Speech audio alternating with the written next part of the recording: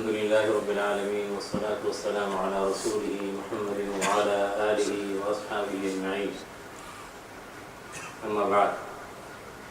حضرات علماء کرام، ویسے بعض مرتبہ شعر کو غیر محل میں پڑھا جاتا ہے تو وہ اپنی افادیت کھو دیتا ہے، لیکن موقع اور برمحل اگر اس کو پڑھا جائے تو چار چاند لگ جاتے ہیں. ہزاروں سال نرگس اپنی بے نوری پہ روتی ہے، بڑی مشکل سے ہوتا ہے چمن میں دید اور پیدا. حضرات، آپ یقین نہیں کریں گے قلب کس قدر انبساط اور فرحت سے معمور و مخمور ہے جب ایک عام انسان کا حال یہ ہے کہ اٹلی کا رہنے والا اور نو مسلم، چند سالوں پہلے اسلام قبول کرنے والا آدمی، اور صرف شیخ الاسلام مد ظلہم کا نام سنا، 2 دن کے لیے پتہ چلا کہ لندن میں پروگرام ہے تو وہ حاضر ہو گیا اٹلی سے. جب انہیں یہ پتہ چلا کہ ایک پروگرام ادھر ہے، کلپٹن میں ہے، مسجد میں ہے، یہ پتہ چلا اردو میں ہے، وہ اردو نہیں جانتے، اس کے باوجود وہ نو مسلم یہ کہہ رہا ہے کہ میں وہاں حاضر ہوں گا، زیارت کروں گا حضرت کی. اس سے اندازہ لگائے ہم اپنی سعادت کا. اللہ تبارک و تعالی ہمیں قدردانی کی توفیق نصیب فرمائے. مجھے کوئی لمبی چھوڑی بات عرض نہیں کرنی ہے، مختصر سی بات. حضرت والا شیخ الاسلام دامت برکاتہم العالیہ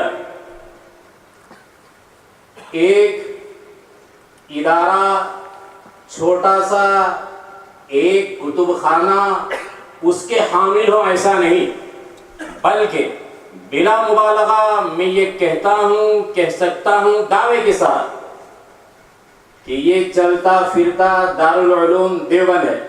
میں نے یہ نہیں کہا، میں نے ہرگز یہ نہیں کہا کہ چلتا پھرتا کتب خانہ وہ دارالعلوم دیوبند کی ایک شاخ ہے، ایک حصہ ہے، ایک جز ہے. اور میں یہ کہہ رہا ہوں دارالعلوم دیوبند چلتا پھرتا. خود دارالعلوم دیوبند اپنا تعارف جس سے طلب کرتا ہو اور چاہتا ہو وہ شخصیت ہم میں موجود ہے. صرف کتاب نہیں بلکہ ہمارے اکابر کے جو پاکیزہ طریقے، پاکیزہ روایات، ان کے حامل حضرت والا مد ظلہم ہے. اور یہ سب سے بڑی بات ہے، میں نوجوان علماء سے دل کی گہرائیوں سے افسوس کا اظہار کرتے ہوئے، اور میرے لیے اس کے اظہار کے بغیر کوئی چارہ بھی نہیں، ببانگے دھل کہنا پڑتا ہے کہ ہم بعض مرتبہ یہ خیال کرتے ہیں کہ ہمارے اکابر دارالعلوم دیوبند کا اگر ہم بیانوں میں نام لیں گے، وعظ میں ان کا تذکرہ کریں گے، کوئی خاص فرقے سے تعلق رکھنے والا کیا کہے گا کہ کتاب و سنت کی بات ہونی چاہیے تھی، اکابر کی بات کر رہے ہو. لیکن آپ اتنی ہمت پیدا کیجئے کہ اگر ہم اپنے وعظ میں اور اپنے بیان میں ہمارے اکابر کا تذکرہ کرتے ہیں تو یہ کتاب و سنت کی تشریح ہے، عملی طور پر کتاب و سنت ہے جو چل پھر رہے تھے، انہی کے واقعات ہم ذکر کر رہے ہیں. جھیپنا کس طرح، شرم و حیا کس طرح، اس میں آدمی کا خوف محسوس کرنا چھ معنی دار ہے. لہذا ہمت کے ساتھ بیان کیجئے اپنے اکابر علماء دیوبند کے واقعات کو، تذکرہ کیجئے ان کے تقوی، طہارت اور تقدس کا. تو میں نے کہا حضرت والا مد ظلہم چلتا پھرتا دارالعلوم دیوبند ہے، اور حضرت کے کارنامے تجدیدی کارنامے ہیں.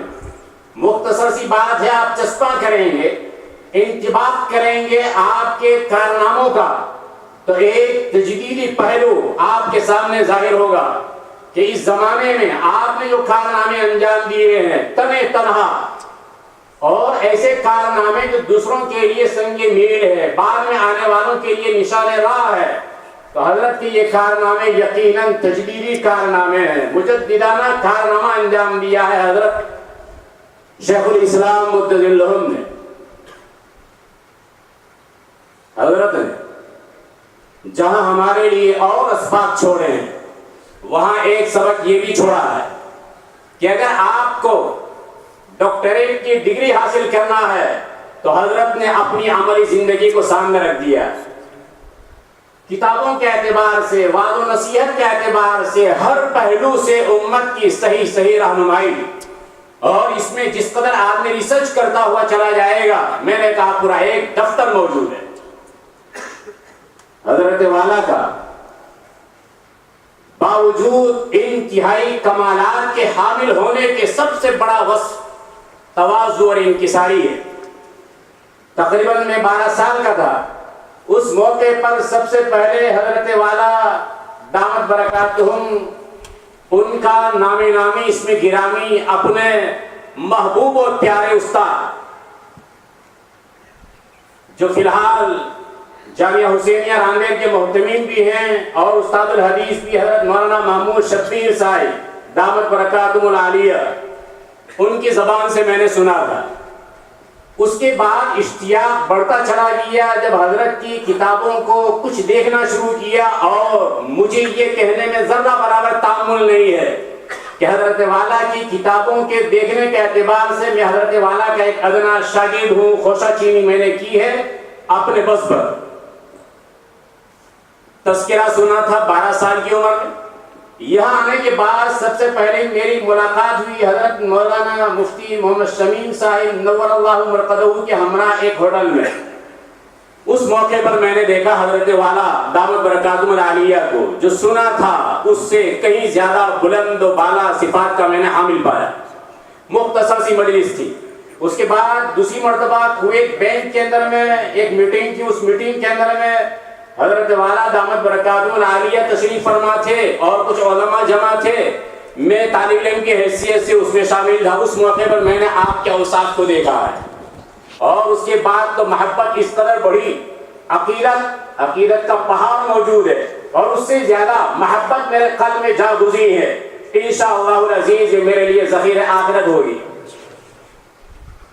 تو تواضع اور انکساری اس موقع پر میں نے دیکھی، پہلی مجلس میں، دوسری مجلس میں، اور اس کے بعد تو کئی ایک واقعات ہیں جس کے لیے سفینہ چاہیے اس بارے بے قران کے لیے.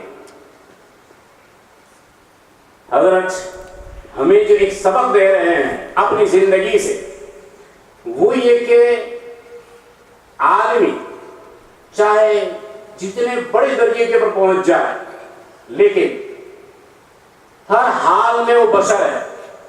حضرت والا دامت برکاتہم العالیہ نے ایک سلسلہ جاری فرمایا ہے ایذاء و اصلاح والا، جو یہ سمجھیے کہ ایک شعبہ تھا، بند ہو گیا تھا، یا ہو سکتا ہے یکا دکا علماء وہ کچھ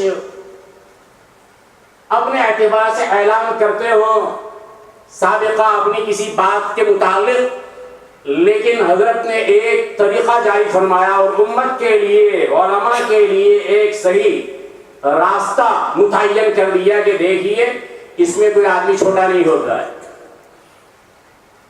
نیز حضرت والا کا ایک بڑا وصف چھوٹوں کی تشجیع اور ان کا حوصلہ بڑھانا، ان کی ہمت افزائی چھوٹے چھوٹے کام کے اوپر. حضرت والا باوجود اس بڑے درجے پر فائل ہونے کے اپنے چھوٹوں کے ساتھ خیر خواہی کا جو معاملہ اور ان کے ساتھ نصیحت والا پہلو، حق تبارک و تعالیٰ نے یہ وصف حضرت والا میں بدرج اتم جمع کر رکھا. حضرت والا دعا یہی ہے کہ رب تبارک و تعالیٰ ان کی عمر میں انتہائی برکت، ان کی فیوز میں انتہائی برکت عطا فرمائے، اور مسلمانوں کو بلکہ پوری امت کو حضرت والا کی زندگی مبارکہ سے زیادہ مستفید ہونے کی توفیق عطا فرمائے. اللہ تبارک و تعالی نے بڑی باکمال شخصیت ہم میں بھیجی ہے، اور میں نے کہا کہ یہ مختصر سے نقوش ہے، ورنہ ایک لمبی چوڑی فہرست ہے. مختصر اگر کہا جائے تو اعمقهم علما وَأَقَلُّهُمْ تَكَلُّفًا وَأَبَرُّهُمْ قُلُوبًا کی حسین تصویر سامنے موجود ہے اور عکس جمیل سامنے موجود ہے. حق تبارک و تعالی حضرت والا نے جو دعوت قبول فرمائی اور پذیرائی عطا فرمائی، میری طرف سے اور آپ حضرات کی طرف سے، مسجد کے ذمہ داروں کی طرف سے صمیم قلب سے شکر گزار ہوں۔ رب تبارک و تعالیٰ اپنی شایان شان حضرت والا کو جزائے خیر عطا فرمائے دنیا اور آخرت میں، آمین۔ اب میں زیادہ وقت نہیں لیتا اور حضرت والا سے مؤدبانہ درخواست کرتا ہوں کہ حضرت والا تشریف لائیں اور طالب ایمانہ انداز میں نے جو کچھ گستاخی کی کلمات کہہ دی، حضرت والا عفو و صفح سے اور درگزر سے کام لیں، یہی توقع ہے۔ رب تبارک و تعالیٰ میری زلات کو، میری غلطیوں کو، میری حفوات کو معاف فرمائے، آمین۔ وآخر دعوانا ان الحمد للہ رب العالمین۔